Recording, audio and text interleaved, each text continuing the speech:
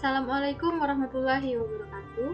Kembali lagi bersama saya Rizky Mita Naryanti dalam konten pembelajaran biologi SMA. Sebelumnya, bagaimana kabar kalian semua? Semoga kalian semua tetap baik-baik saja dan semoga dengan adanya video pembelajaran ini dapat membantu kalian semua untuk dapat memaksimalkan belajar di rumah. Baiklah, saat ini kita akan mulai pembelajaran kita mengenai mekanisme pembekuan darah dan golongan darah. Semoga dengan mempelajari materi ini kita dapat sama-sama memahami bagaimana tindakan ataupun cara untuk kita menghentikan pendarahan atau darah yang mengalir karena luka, dan kita dapat memahami bagaimana cara menentukan golongan darah. Baiklah, sebelum memulai pembelajaran kita, alangkah baiknya kita berdoa terlebih dahulu. Oke, kita mulai pembelajaran kita. Mekanisme pembekuan darah dan golongan darah.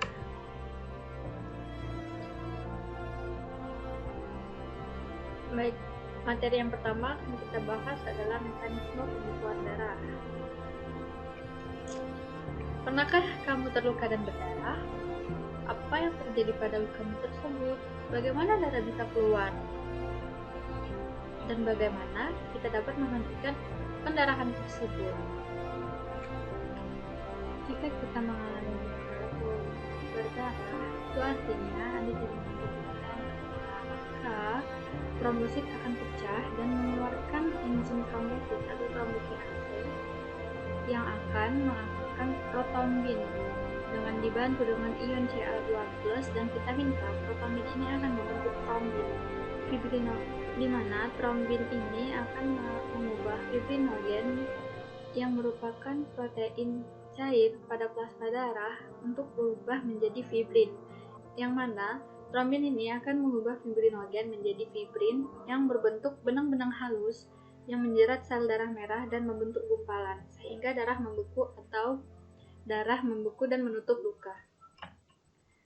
Fibrinogen itu merupakan protein yang larut di dalam plasma darah. Nah, tingkatan keparahan pada luka itu berbeda-beda. Jika luka terjadi pada permukaan daging, biasanya akan membeku dalam waktu kurang lebih 5 menit atau lebih cepat dibandingkan dengan apabila terjadi pendarahan atau luka yang lebih dalam. Pada pengambilan darah, contohnya yaitu pada transfusi, pembekuan darah itu dapat dicegah atau dihambat dengan cara sebagai berikut. Yaitu yang pertama adalah diusahakan menggunakan jarum yang tajam, atau dapat pula menggunakan pipa atau gelas yang licin permukaannya. Yang kedua adalah darah yang diambil disimpan di tempat yang dingin sehingga enzim dalam keadaan tidak aktif, yang mana sifat enzim ini apabila dia diletakkan pada suhu yang dia akan denaturasi atau mengalami kerusakan. Yang ketiga yaitu ditambahkan larutan natrium sitrat atau natrium oksalat sehingga ion kalsium atau Ca2+ ini diendapkan sehingga tidak terjadi proses pembekuan darah. Yang terakhir yaitu dengan zat pencegah pembekuan darah, contohnya itu heparin dan hirudin. Heparin ini berfungsi menghalangi reaksi fibrinogen dengan trombin, dan hirudin berfungsi mencegah pembentukan trombin atau daya keaktifannya sehingga tidak akan terbentuk fibrin atau benang-benang yang mengikat darah sehingga darah membeku dan menutupi luka. Materi selanjutnya yaitu golongan darah. Golongan darah adalah ilmu pengklasifikasian darah dari satu kelompok berdasarkan ada atau tidaknya zat antigen warisan pada permukaan membran sel darah merah. Hal ini disebabkan karena adanya perbedaan jenis karbohidrat dan protein pada permukaan membran sel darah merah tersebut. Sistem penggolongan darah ABO ini ditemukan oleh Kathleen Steiner.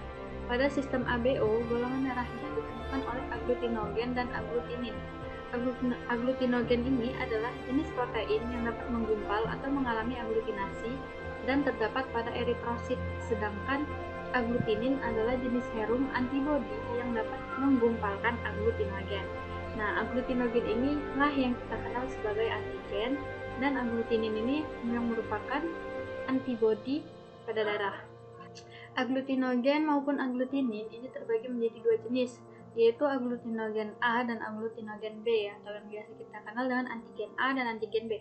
Sedangkan aglutinin terbagi menjadi alfa dan beta, namun biasanya ditulis dalam huruf A besar dan B kecil saja. Baiklah, ini adalah tabel macam golongan darah, di mana yang kita ketahui golongan darah itu ada golongan darah A, golongan darah B, AB, dan O. Nah, golongan darah A ini memiliki aglutinogen A atau aglutinogen A atau antigen A di dalam sel darah merahnya, dan memiliki aglutinin atau antibodi yang berada dalam plasma darah, yaitu antibodi B. Nah, golongan darah B memiliki aglutinogen atau antigen B dan memiliki antibodi atau aglutinin pada plasma darahnya, yaitu antibodi A. Nah, golongan darah AB memiliki antigen A dan B dan tidak memiliki antibodi. Golongan darah O tidak memiliki antigen, tetapi ia memiliki antibodi A dan B. Dalam hal transfusi darah, perlu diperhatikan jenis aglutinogen atau antigen dari darah pendonor dalam eritrositnya. Sedangkan pada resipien itu perlu diperhatikan jenis aglutinin atau antibodi di dalam plasma darahnya.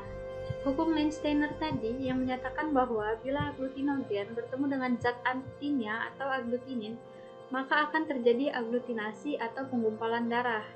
Jadi prinsip dari transfusi darah ini adalah aglutinogen tidak boleh bertemu dengan aglutinin, antigen tidak boleh bertemu dengan antibodi, karena akan menyebabkan aglutinasi atau penggumpalan darah.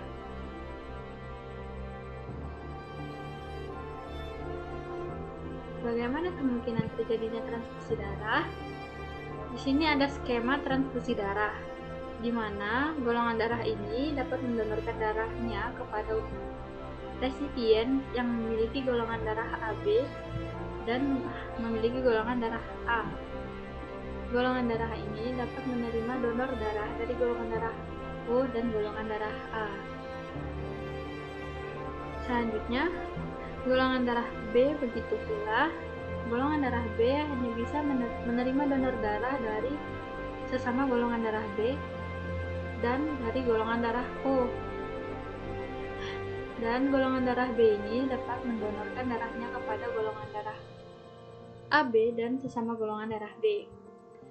Nah, begitupun golongan darah AB.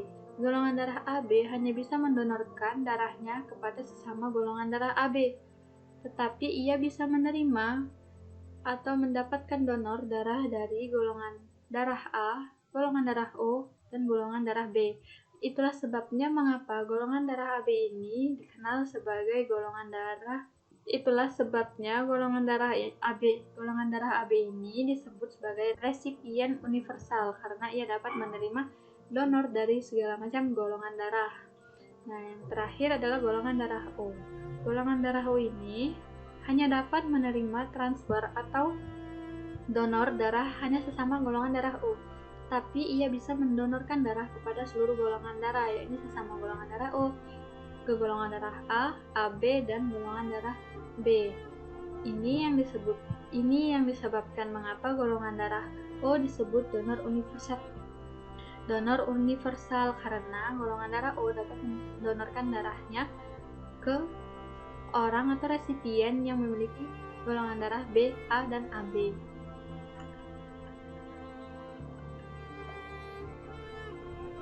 Nah, ini adalah golongan darah orang tua dan kemungkinan golongan darah keturunannya.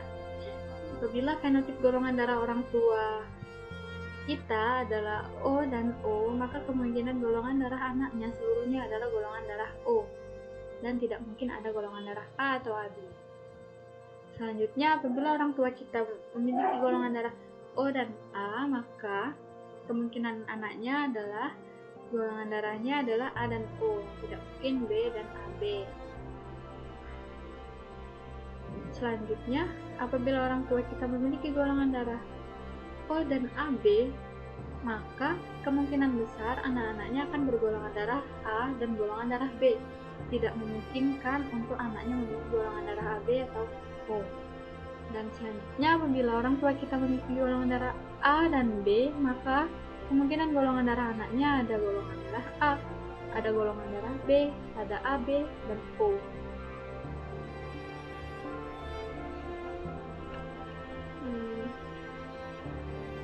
selanjutnya bisa kalian baca dan kalian ketahui fenotip golongan darah orang tua dan kemungkinan golongan darah keturunannya pada tabel ini ya. Selanjutnya di dalam golongan darah itu dikenal juga dengan namanya resus, sistem golongan darah resus. Nah, sistem golongan darah resus ini ditemukan oleh Landsteiner dan Wiener. Nah, yang berdasarkan sistem ini ada dua jenis resus, yaitu resus positif dan resus negatif.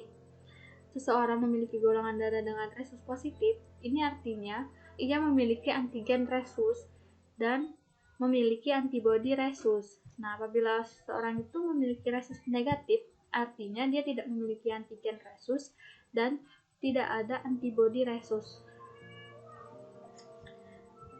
Dari tabel ini kita ketahui bahwa resus positif tidak bisa memberikan darahnya ke resus negatif karena akan terjadi penggumpalan antigen donor oleh antibodi resipien. Resus positif tidak bisa memberikan darahnya ke resus negatif karena di resus negatif ini tidak memiliki antibodi resus sehingga akan dapat terjadi penggumpalan darah. Namun sebaliknya, resus negatif tetap dapat mendonorkan darahnya ke resus positif karena resus negatif tidak memiliki antigen resus dan tidak memiliki antibodi resus, jadi tidak ada pengaruhnya bagi apabila terjadi pencampuran atau transfusi pencampuran darah antara orang yang resus negatif ke dalam tubuh orang yang memiliki resus positif. Ada satu kasus yang menyatakan bahwa apabila seseorang perempuan dengan resus negatif yang tidak memiliki antigen resus dan tidak memiliki antibodi resus menikah dengan laki-laki resus positif, maka ketika perempuan tersebut mengandung anak dengan resus positif, anaknya resus positif, anaknya memiliki antigen resus dan ada antibodi. Untuk pertama kalinya tidak akan terjadi apapun pada bayinya, artinya bayinya akan tetap sehat-sehat saja. Akan tetapi, jika perempuan tersebut mengandung bayi dengan resus positif untuk kedua kalinya, akan terjadi erythroblastosis fetalis pada bayinya karena antibodi ibu yang sudah terbentuk akan menggumpalkan antigen yang ada pada darah bayi.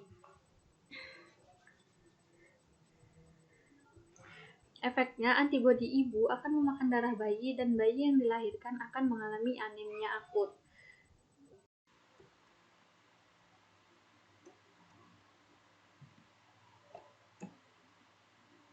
Baiklah, terima kasih sudah mengikuti pembelajaran kali ini.